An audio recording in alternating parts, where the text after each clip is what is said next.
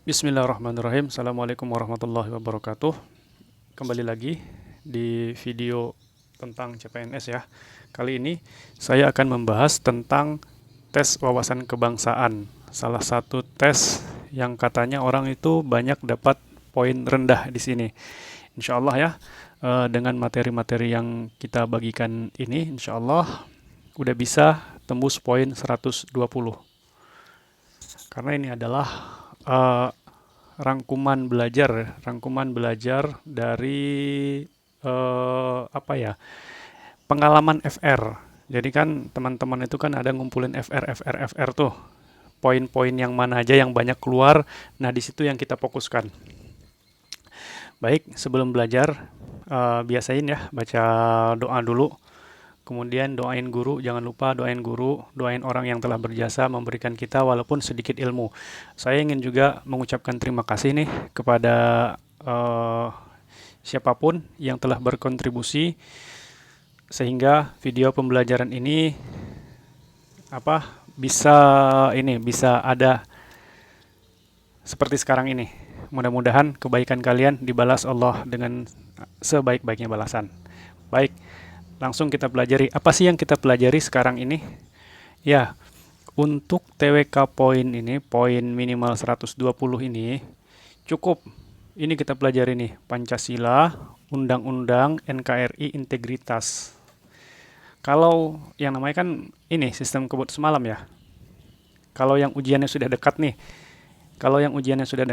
itu fokus aja di sini nih. Fokus aja di Pancasila, Undang-Undang, NKRI, dan integritas. Insya Allah kalau fokus di sini, udah cukup ya. Udah cukup dapat poin 120, insya Allah. Nah, kita lanjut. Karena kenapa kita nggak belajar nasionalisme, apalagi itu nasionalisme bahasa Indonesia gitu. Itu kalau bahas TWK ini sebenarnya ini bahasannya panjang ya, bahasanya luas gitu. Jadi kita perkecil di ruang lingkup ini aja. Berdasarkan FR sih kebanyakan yang keluar itu seputar ini Pancasila, Undang-Undang, NKRI, integritas.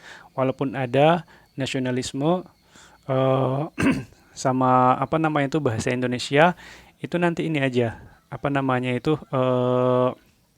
ya dijawab sebisa teman-teman aja. Tapi untuk yang ini, untuk yang Pancasila, Undang-Undang, NKRI, integritas, ini wajib dikuasain untuk dapat poin 120. Nah, materi Pancasila itu sendiri yang harus dikuasain itu adalah sejarah lahirnya Pancasila. Berawal dari BPUPKI. Ya, teman-teman yang sudah belajar pasti tahu ini BPUPKI apa gitu. Dari situ nanti ada terbentuk panitia 9 gitu. Nah, pembentukan BPUPKI sendiri itu oleh Kaisar Jepang ini ya, saat itu pada tanggal 29 April 1945. Tujuan utamanya itu mempelajari segala sesuatu yang dirasa penting terkait pembentukan negara Indonesia setelah merdeka. Jadi BPUPKI itu kan ini Badan Penyelidik Usaha Persiapan Kemerdekaan Indonesia. Jadi tugasnya itu ini mempelajari segala sesuatu yang dirasa penting terkait pembentukan negara Indonesia setelah merdeka.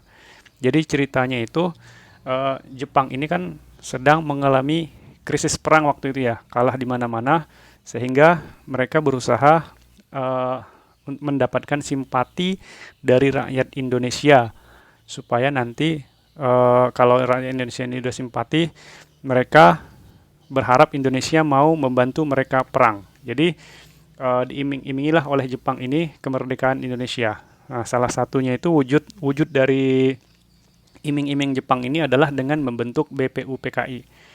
Nah, setelah dibentuk pada tanggal 29 April 45, maka BPUPKI ini resmi berdiri pada tanggal 28 Mei 1945 dengan Dr. Rajiman Weddiodiningrat sebagai ketua BPUPKI-nya. Wakilnya itu ada dua, wakil dari Jepang Ichibangase dan wakil dari Indonesia adalah R.P. Suroso. Nah, eh, dalam perjalanannya, BPUPKI ini melaksanakan 2 kali sidang. Yang pertama, tanggal 29 Mei sampai 1 Juni, ini untuk membahas perumusan dasar negara. Membahas perumusan dasar negara, itu Pancasila. Kemudian sidang kedua, tanggal 10 Juli sampai 16 Juli, ini membahas hukum dasar, mengesahkan Piagam Jakarta, dan menentukan bentuk negara.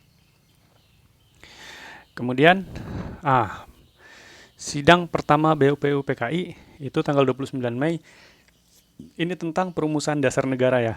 Ada 3 tokoh waktu itu yang yang menyampaikan usul tentang dasar negara. Yang pertama adalah Muhammad Yamin dalam pidatonya 29 Mei 1945. Muhammad Yamin mengusulkan dasar negara itu yang pertama peri kebangsaan, yang kedua peri kemanusiaan, yang ketiga peri ketuhanan, yang keempat peri kerakyatan, yang kelima kesejahteraan rakyat. Jadi kalau ada peri sama yang terakhir kesejahteraan rakyat, itu berarti yang ngusulin Muhammad Yamin. Kemudian pada tanggal 31 Mei, Dr. Supomo tampil mengusulkan usulannya itu yang pertama persatuan, yang kedua kekeluargaan, yang ketiga keseimbangan lahir batin, yang keempat musyawarah, yang kelima keadilan rakyat. Nah, kemudian pada tanggal 1 Juni keesokan harinya, Insinyur Soekarno tampil mengusulkan rumusan dasar negara itu. Yang pertama kebangsaan, yang kedua kemanusiaan, yang ketiga mufakat, yang keempat kesejahteraan sosial, yang kelima ketuhanan yang berkebudayaan. Kemudian pada tanggal 1 Juni itu, Soekarno ini mengenalkan istilah Pancasila. Istilah Pancasila itu sendiri sebenarnya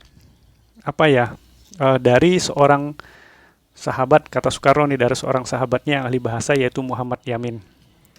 Nah, usulan Soekarno, Pancasila Soekarno ini, yang 5 ini, kemudian oleh Soekarno itu diperas lagi menjadi 3. Diperas lagi menjadi 3 yang dinamakan dengan Trisila. Trisila, yaitu diperas, akhirnya jadi sosionalisme, sosiodemokrasi, dan ketuhanan. Nah, yang Trisila ini, yang Trisila ini kemudian diperas lagi sehingga jadilah Ekasila. Ekasila itu gotong royong. Diperas lagi jadi gotong royong. Makanya kabinet Jokowi sekarang itu dinamakan dengan kabinet gotong royong. Itu awalnya dari Ekasilanya Soekarno.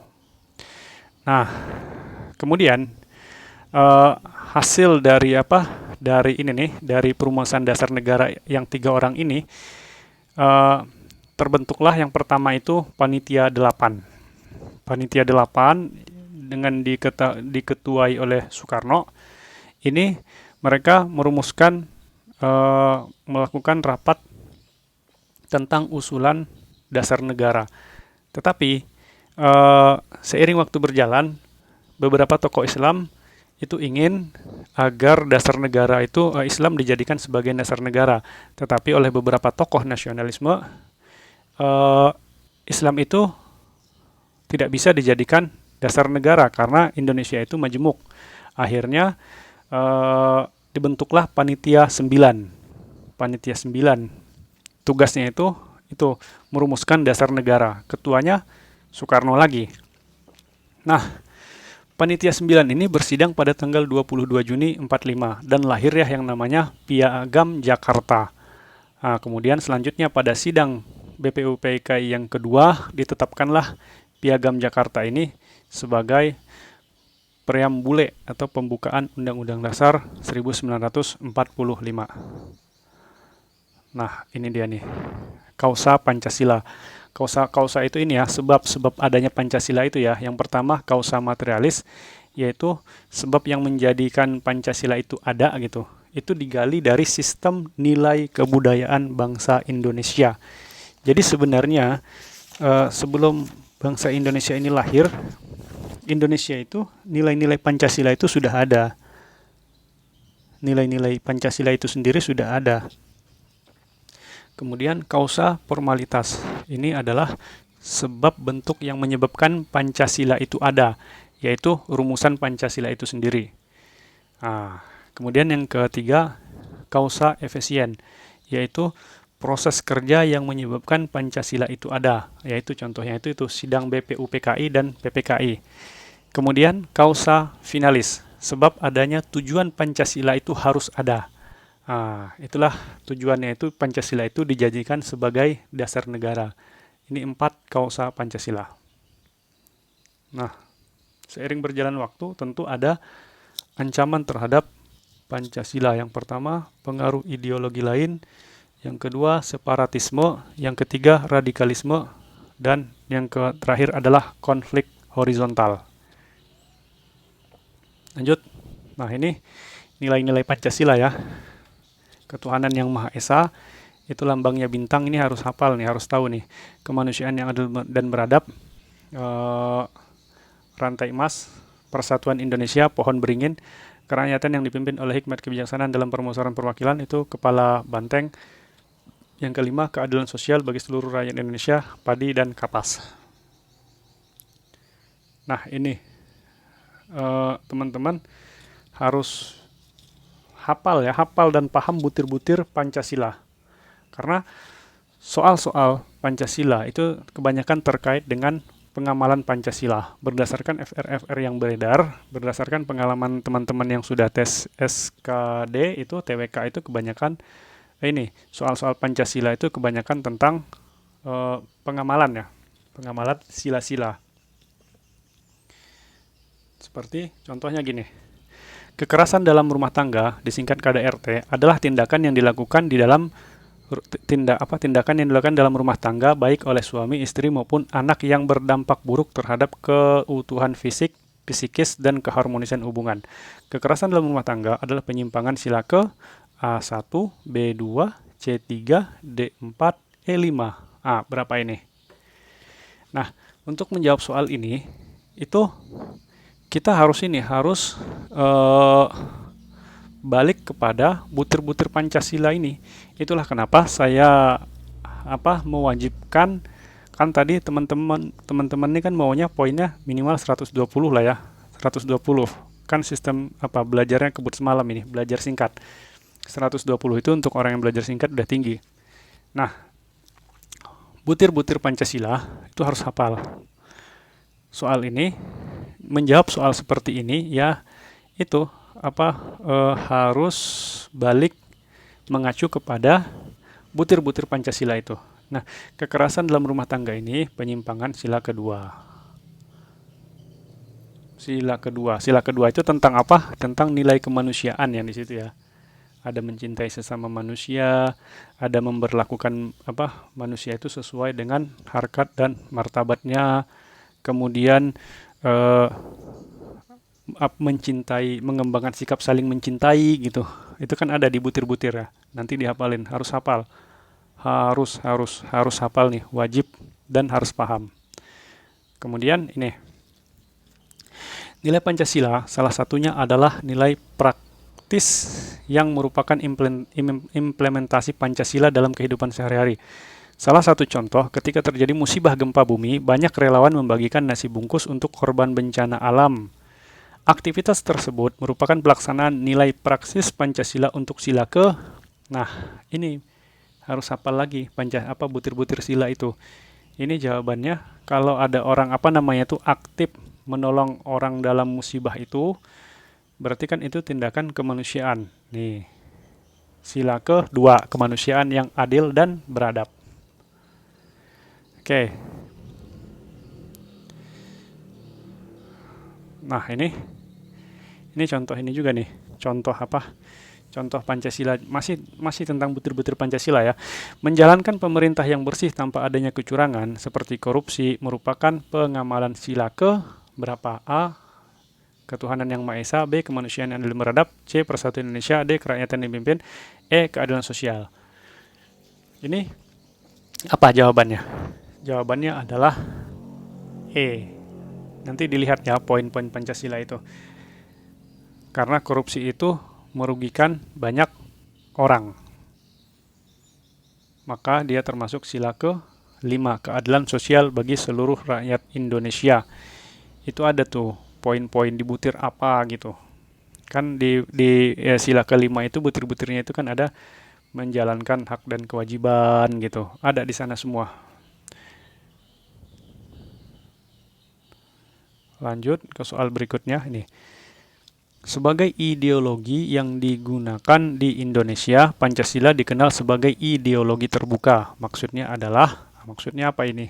A. Pancasila menerima pengaruh ideologi lain dan mengubah kepribadian bangsa. B. Pancasila harus membuka diri terhadap perkembangan zaman. C. Pancasila ideologi yang berasal dari negara lain. D. Adanya Pancasila karena melihat keadaan negara lain. E. Pancasila memberikan keleluasaan negara lain untuk mengikutinya. Nah, jawaban yang benar adalah B. Jadi, sebagai ideologi terbuka itu, Pancasila ini membuka diri terhadap perkembangan zaman itu. Pancasila ini tidak lekang dimakan waktu. Lanjut. Nah, ini. Dimensi fleksibilitas merupakan salah satu aspek terkait dengan Pancasila sebagai ideologi terbuka. Maksudnya adalah A. Mengandung cita-cita yang ingin dicapai. B. Yang terkandung di dalamnya harus berdasarkan nilai yang ada di kehidupan masyarakat. C. Mencerminkan kemampuan sebuah ideologi untuk menyesuaikan diri dengan perkembangan yang ada di masyarakat. D. Mudah dipengaruhi tanpa adanya pemilihan. E. Pancasila dapat diubah kapanpun oleh rakyatnya. Nah, apa ini? Nah, jawabannya adalah C.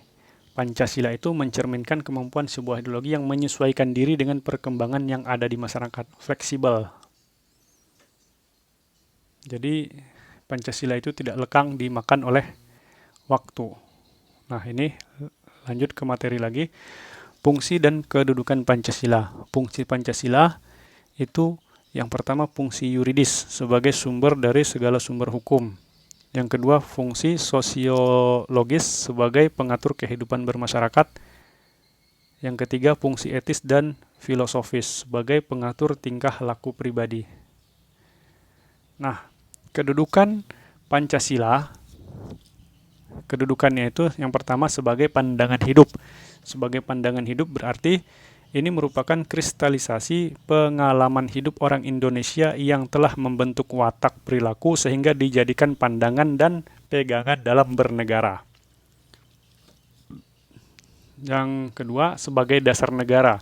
Sebagai dasar negara berarti semua sistem ketatanegaraan di Indonesia ini harus sesuai dengan Pancasila. Kemudian Pancasila itu sebagai ideologi bangsa dan negara, artinya itu nilai-nilai dalam Pancasila itu diangkat dari nilai adat istiadat dan kebudayaan bangsa sebelum Indonesia itu merdeka. Jadi sebelum Indonesia merdeka itu memang sudah ada nilai ini. Nilai-nilai adat dan kebiasaan masyarakat itu sudah ada. Nah, itulah yang diambil sebagai ideologi bangsa kita ini. Kemudian kedudukan Pancasila sebagai kepribadian bangsa, kepribadian yang membedakan kita dengan bangsa lain, sikap, tingkah laku, dan mental. Kemudian sebagai perjanjian luhur, yaitu kesepakatan para pendiri bangsa untuk dilaksanakan, dipelihara, dan dilestarikan. Jadi isinya itu ini merupakan kesepakatan pendiri bangsa kita ini ya. Kemudian kedudukannya itu sebagai cita-cita dan tujuan bangsa. Berarti Pancasila itu mengandung cita-cita dan tujuan bernegara sebagai landasan pemersatu bangsa. Oke, dipahamin ini ya. Dipahamin nanti karena kebanyakan itu soal-soalnya itu tentang soal-soalnya itu konseptual. Jadi kalau nggak paham susah. Nah, kayak seperti begini. Tidak menyebarkan hoaks merupakan wujud Pancasila sebagai apa? A. Jiwa bangsa. B. Filsafat negara. C. Pandangan hidup. D. Kepribadian bangsa. Atau E. Perjanjian luhur. Apa jawabannya? Nah, kalau mengacu kepada ini, berarti soal yang seperti ini tidak menyebarkan hoaks itu merupakan wujud Pancasila sebagai C. Pandangan hidup. Nih, pandangan hidup. Pandangan hidup itu kan apa namanya tuh? pengalaman hidup orang Indonesia yang telah membentuk watak perilaku, sehingga dijadikan pandangan dan pegangan dalam bernegara. Lanjut.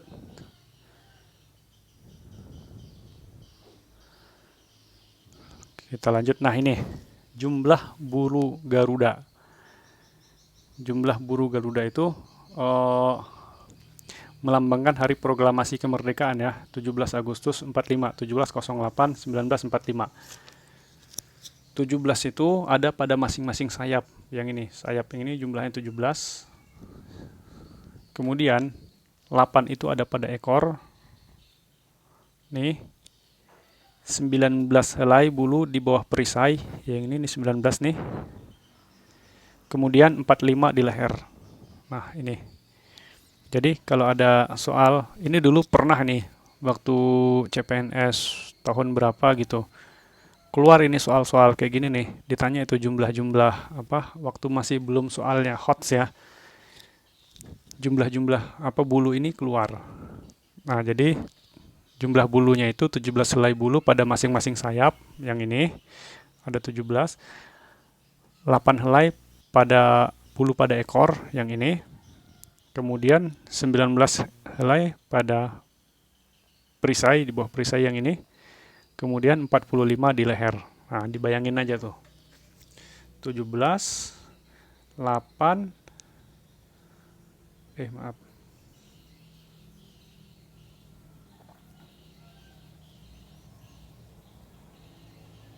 Nah ya, 17 yang ini, sayap ini, 8 di ekor, ini di perisai yang ini, kemudian 45 di sini. Oke, paham ya? Kemudian lanjut. Nah ini, soal lagi nih. Sebagai ideologi terbuka, Pancasila mengandung 3 nilai.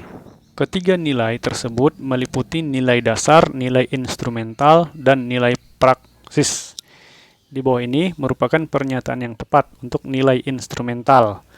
A. Nilai ketuhanan yang Maha Esa dijelaskan lebih terperinci dalam pasal 28E dan pasal 29.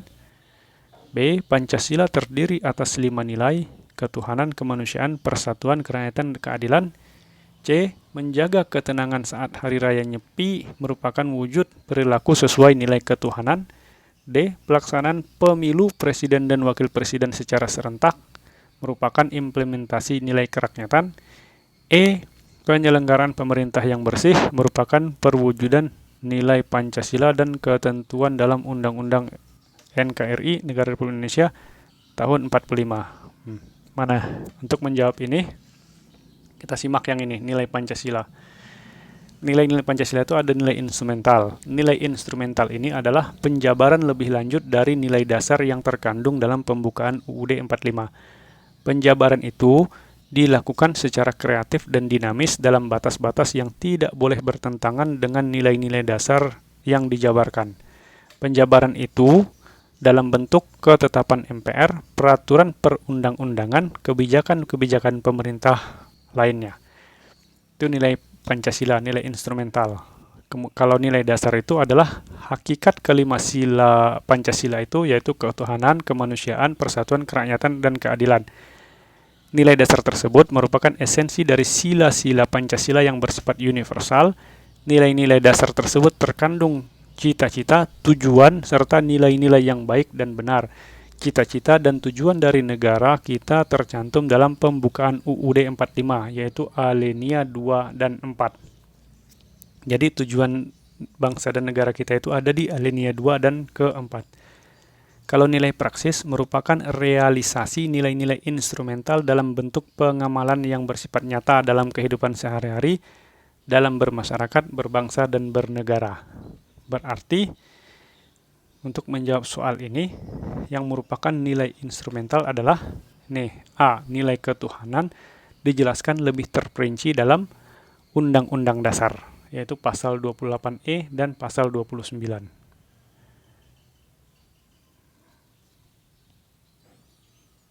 Kemudian, nah ini, belajar Pancasila itu tidak terlepas dari BPUPKI dan PPKI.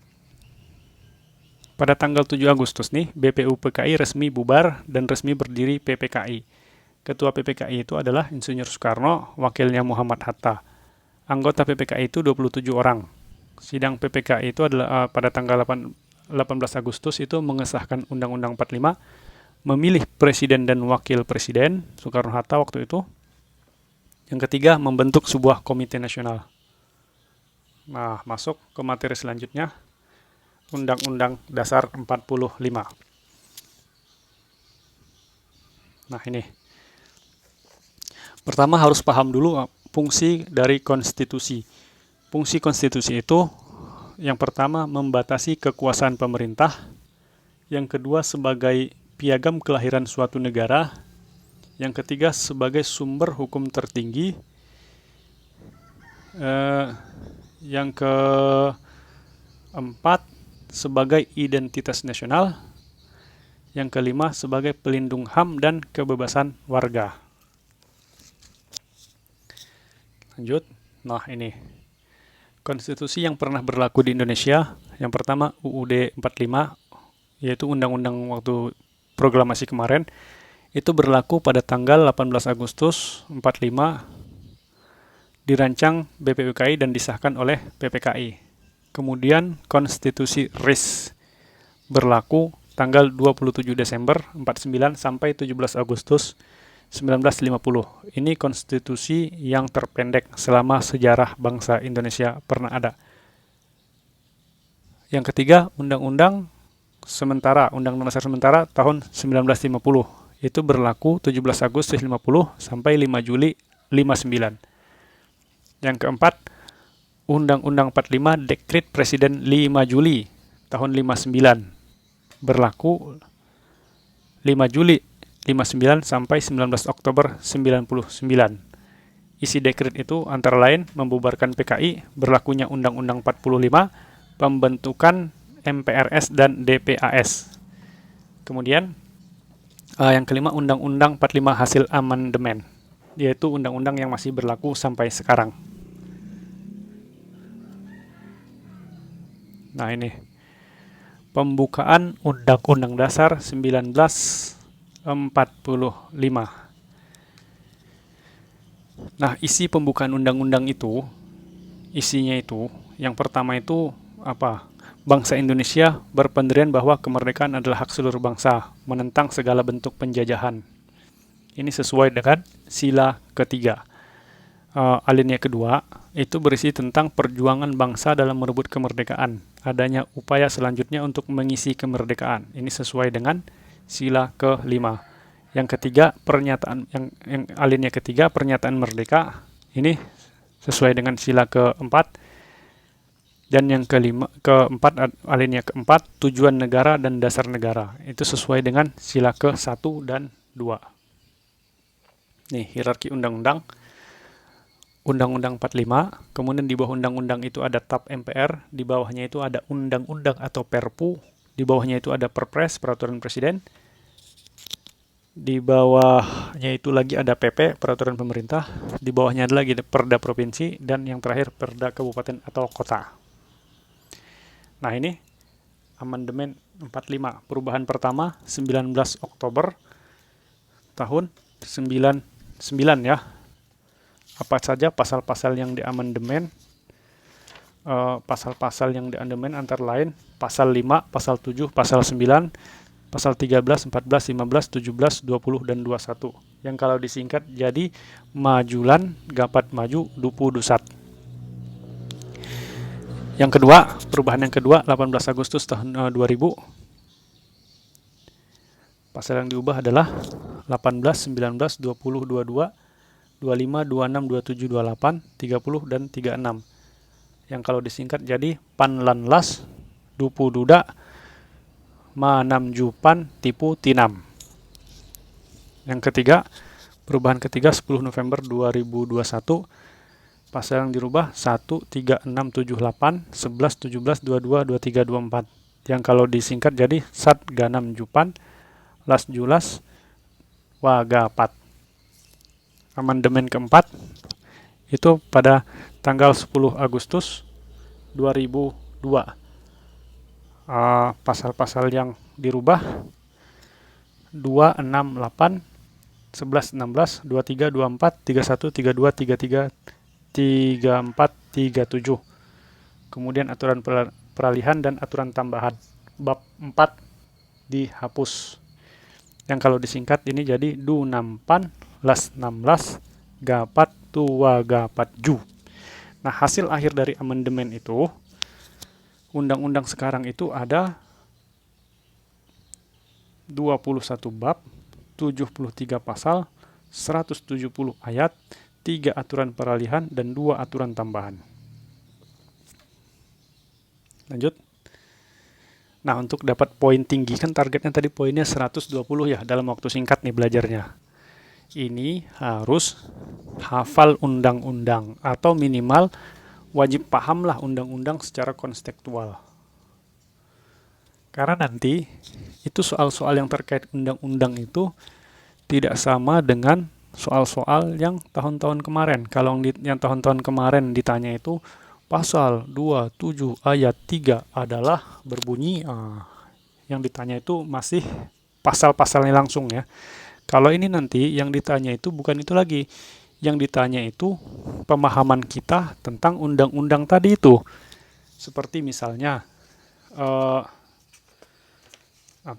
undang-undang nomor undang-undang dasar pasal 18 itu kan ada tentang ini ya, hubungan wewenang dengan pemerintahan pusat dengan pemerintahan daerah gitu, tentang otonomi daerah. Otonomi daerah ini kan ada di pasal 18 ya, 18, 18A, 18B.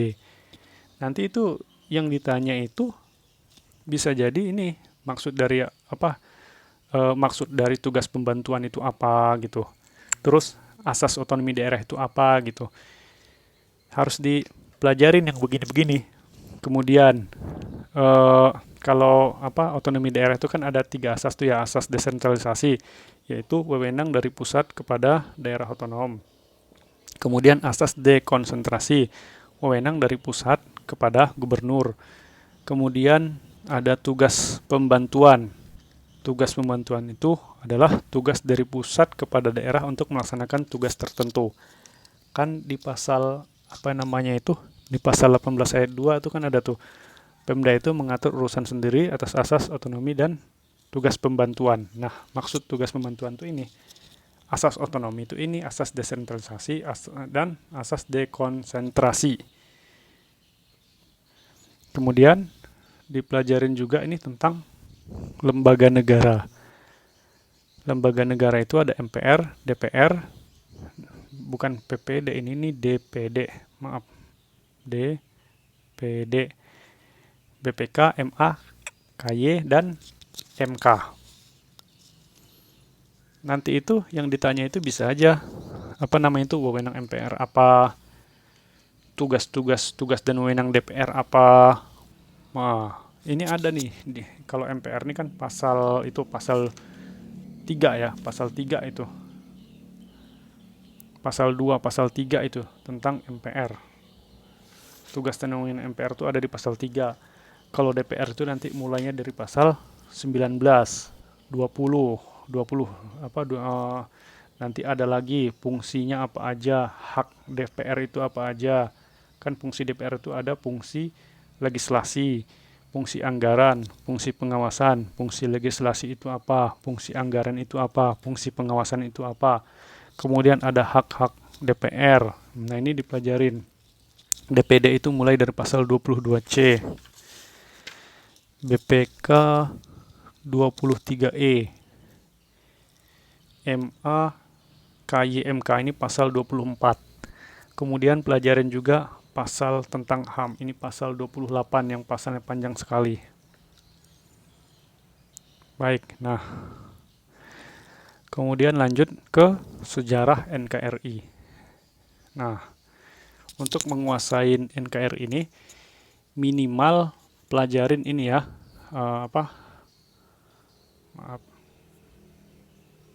minimal pelajarin ini pada masa pergerakan nasional, terus sejarah proklamasi, sama usaha-usaha mempertahankan kemerdekaan 1945 sampai 1949. Nah ini kebangkitan nasional. Kebangkitan nasional itu bermula 20 Mei 1908 bersamaan dengan lahirnya organisasi Budi Utomo. Nah, Budi Utomo itu didirikan oleh mahasiswa Stovia, Sutomo Gunawan Cipto. Kemudian dari Budi Utomo ini lahirlah organisasi-organisasi lain seperti Sarekat Islam tahun 1911, Muhammadiyah 1912, Indi Separtij yang didirikan oleh 3 serangkai, Dowes Dekker, Cipto Mangunkusumo, Suwardi Suryaningrat atau Ki Hajar Dewantara.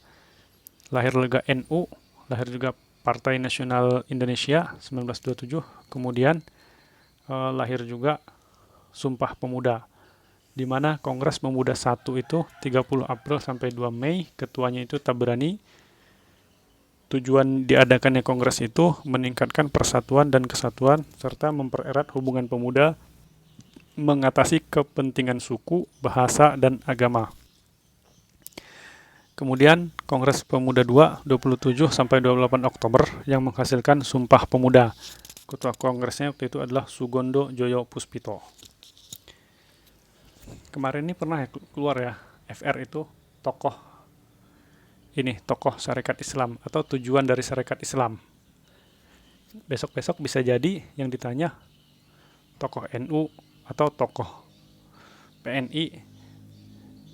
Ini tokoh-tokoh ini dihafal. Tokoh-tokoh.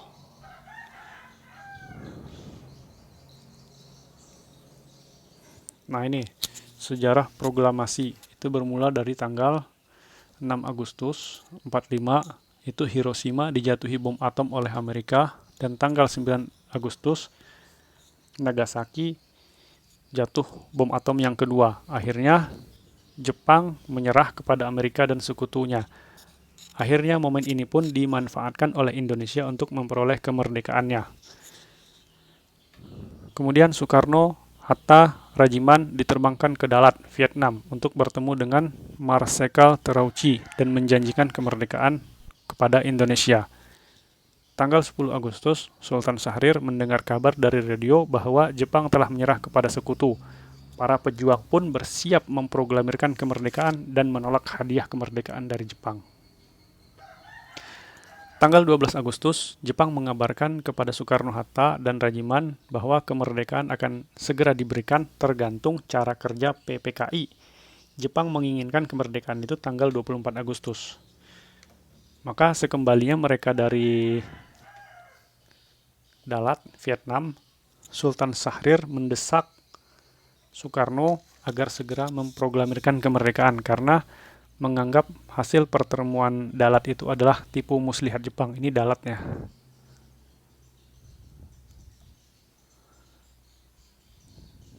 Kemudian, pada tanggal 14 Agustus 45, Jepang berjanji akan mengembalikan kekuasaan kepada sekutu. Wah, akhirnya golongan muda pun mendesak golongan tua agar segera memproklamirkan kemerdekaan. Yang artinya pada tanggal 14 Agustus ini, Jepang telah mengkhianati janjinya karena tidak sesuai dengan janji yang memberi kemerdekaan, malah dia berjanji mengembalikan kekuasaan kepada sekutu. Akhirnya sekutu itu diberi lagi kesempatan untuk menjajah Indonesia. Golongan muda tidak terima. Akhirnya pada tanggal 16 Agustus terjadi peristiwa Rengas Dengklok, di mana golongan muda Sukarni, Khairus Saleh, Wikana membawa Soekarno-Hatta ke Rengas Dengklok agar tidak terpengaruh oleh Jepang. Di Jakarta, Wikana dan golongan tua Ahmad Subarjo berunding. Setelah terjadi kesepakatan antara golongan tua dan golongan muda, maka Ahmad Subarjo menjemput kembali Soekarno-Hatta di Rengas Dengklok. Malam harinya, setelah Soekarno-Hatta berdebat panas dengan Mayor Nishimura karena Jepang ingkar janji tidak memberi izin PPKI untuk mempersiapkan kemerdekaan, dengan diam-diam mereka pergi ke rumah Laksamana Maeda untuk membahas teks proklamasi.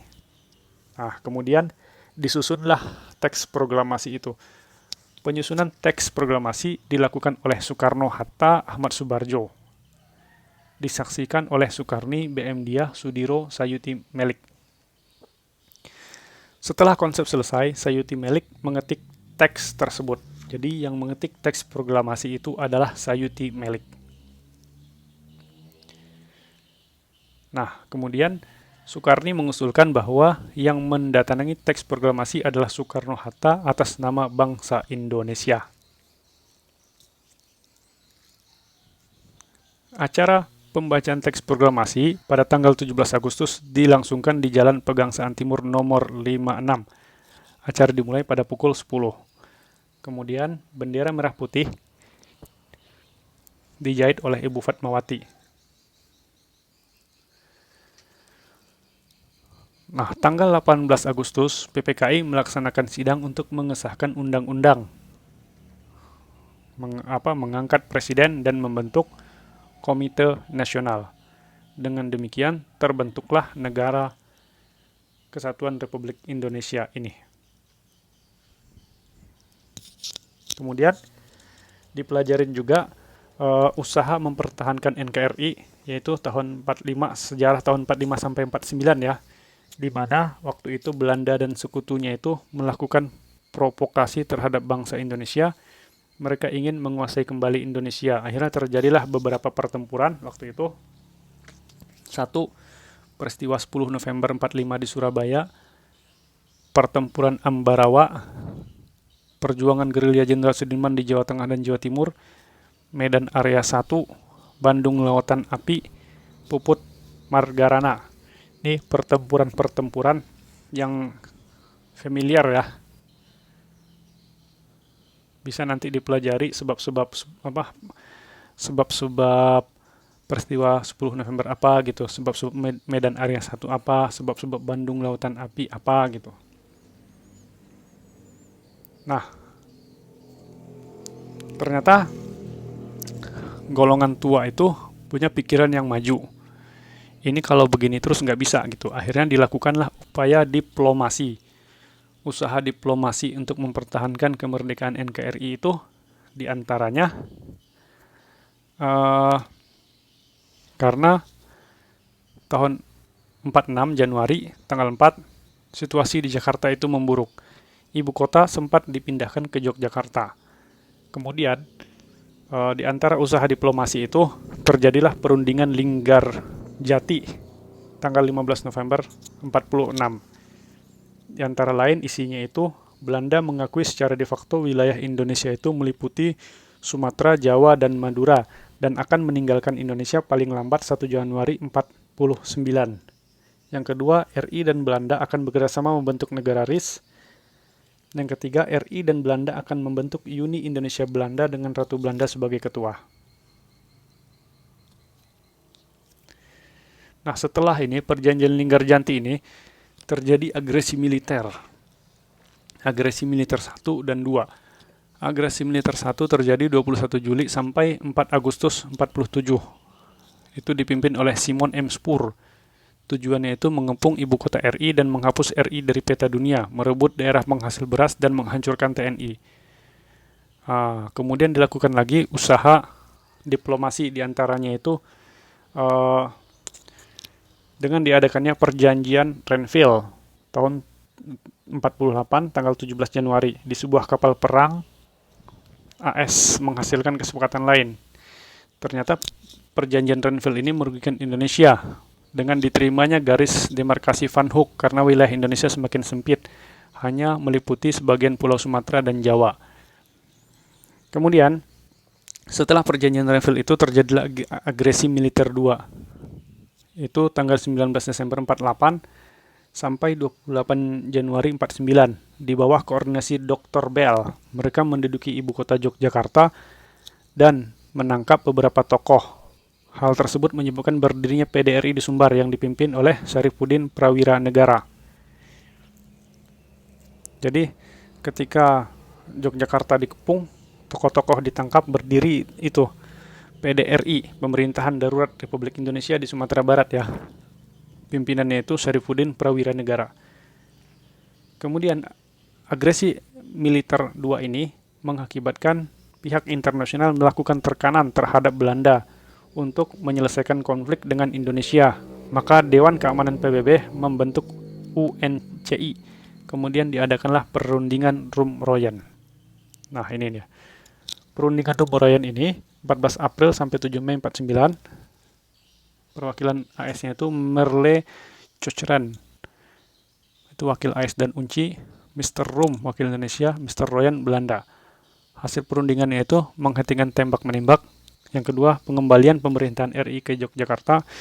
Yang ketiga, pembebasan para pemimpin RI. Yang keempat, akan diadakan KMB, Konferensi Meja Bundar. Nah, KMB di Den Haag ini 23 Agustus, 2 November ini pernah keluar FR ya, FR SKD tahun ini. Itu Belanda mengakui kedaulatan Republik Indonesia Serikat. Yang pertama, Irian Barat akan diselesaikan setahun setelah pengakuan kedaulatan. Yang kedua, RIS harus membayar semua hutang Belanda sejak 1942. Yang ketiga, dibentuknya Uni Indonesia Belanda. Yang keempat, pasukan Belanda akan ditarik mundur. Kemudian, dengan ditandangnya KMB, maka Belanda mengakui secara de jure kedaulatan RI. Nah, itu sejarah Indonesia 45 sampai 49 ya. Kemudian 1950 sampai 1959 yang harus dipelajari itu adalah Indonesia kembali menjadi negara kesatuan dengan menggunakan UUDS 1950 yang menganut sistem parlementer. Kemudian Badan Konstituante ditugaskan untuk membuat undang-undang yang baru. Namun sampai tahun 59 badan ini gagal melaksanakan tugasnya. Pada masa ini terjadi 7 kabinet. Kabinet Nasir, Kabinet Sukiman, Kabinet Wilopo, Kabinet Ali Sastrowijoyo I, Kabinet Burhanuddin, Kabinet Ali Sastrowijoyo II, Kabinet Juanda. Kemudian 5 Juli 59 keluar dekret presiden yang isinya antara lain membubarkan konstituante, yang kedua berlakunya Undang-Undang 45, yang ketiga pembentukan MPRS dan DPAS. Alasan keluarnya dekret itu yang pertama, konstituante gagal membuat undang-undang baru. Yang kedua, situasi politik pemerintah yang semakin buruk. Yang ketiga, stabilitas nasional yang tidak menentu. Yang keempat, DPR hasil pemilu kurang dalam memenuhi harapan rakyat. Nah, ini materi tentang NKRI ya. Kemudian, ada materi tentang integritas. Integritas itu yang harus dihafal dan dipahami itu ada 3 ya. Integritas ada nilai inti, ada etos kerja, ada nilai sikap. Nilai inti itu jujur, disiplin, tanggung jawab. Di mana seorang ASN itu harus jujur, harus disiplin, harus tanggung jawab. Kemudian ada etos kerja. Kerjanya itu mandiri, kerja keras, dan sederhana. Kita itu harus kerja mandiri, kemudian kerja keras, dan kita harus sederhana. Kemudian adalah nilai sikap. Sikap berani, sikap peduli, sikap adil. Berani itu ya berani menyampaikan kebenaran. Peduli itu adanya rasa empati. Adil itu ya adil. Nah, ini. Nah, contoh soal integritas nih ya. Dalam melaksanakan tugas-tugasnya, seorang ASN harus berbasis pada nilai dasar dan berperilaku sesuai kode etik berikut, kecuali A. Menggunakan kekayaan dan barang milik negara secara bertanggung jawab dan efektif dan fleksibel. B. Memberikan informasi secara benar dan akurat. C. Melaksanakan tugas sesuai perintah atasan atau pejabat berwenang selama tidak bertentangan dengan peraturan perundang-undangan. D. Melayani dengan sikap hormat, sopan, dan tanpa tekanan. E. Menjaga nama baik dan integritas ASN kapanpun dan dimanapun. Ini jawabannya adalah A. Lanjut. Nah, ini. Pemimpin adalah seorang yang mampu memprakarsai tingkah laku sosial dengan mengatur, mengarahkan, mengorganisir upaya orang lain melalui prestise, kekuasaan, dan posisi karakter yang mampu diteladani oleh orang lain. Dengan demikian, seorang pemimpin yang baik menurut Pancasila adalah seorang pemimpin yang mampu mentransformasikan A. Nilai agama dan nilai kemanusiaan, B. Nilai budaya dan nilai kemanusiaan, C. Nilai luhur Pancasila dan nilai keadilan, D. Nilai luhur Pancasila dan rasa nasionalisme yang tinggi. E. Nilai agama dan nilai luhur Pancasila. Jadi jawaban yang benar adalah pemimpin yang baik itu dia harus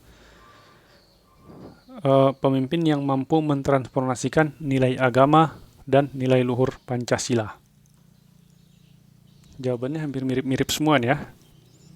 Hati-hati kalau soal seperti ini. Nah, dalam rangka mencapai tujuan nasional yang baik dan menciptakan good governance,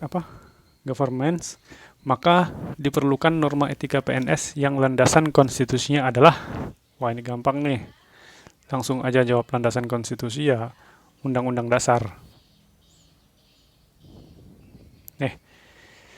Kemudian faktor yang menyebabkan korupsi meliputi dua hal, faktor internal dan faktor eksternal. Berikut ini yang bukan termasuk faktor eksternal adalah A. Instabilitas politik, B. Pemimpin yang buruk, C. Gaji yang rendah, D. Lemahnya hukum, E. Gaya hidup konsumtif.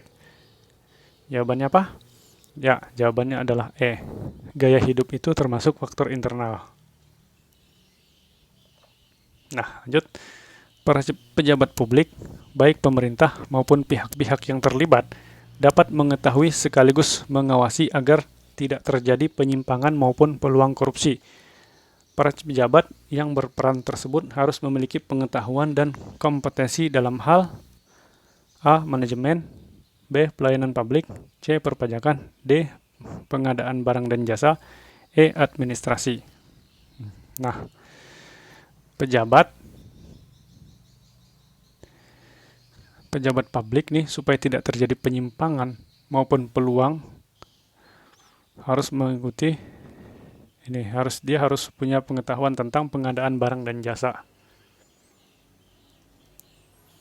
Nah, sekian dulu ya, mudah-mudahan bermanfaat. Jangan lupa dukung selalu channel frozidaily.com. Insyaallah video berikutnya itu tentang soal dan pembahasan TWK. Kemudian untuk materi integritas ini, bacaan yang baik itu ada tuh, integritas dari KPK itu.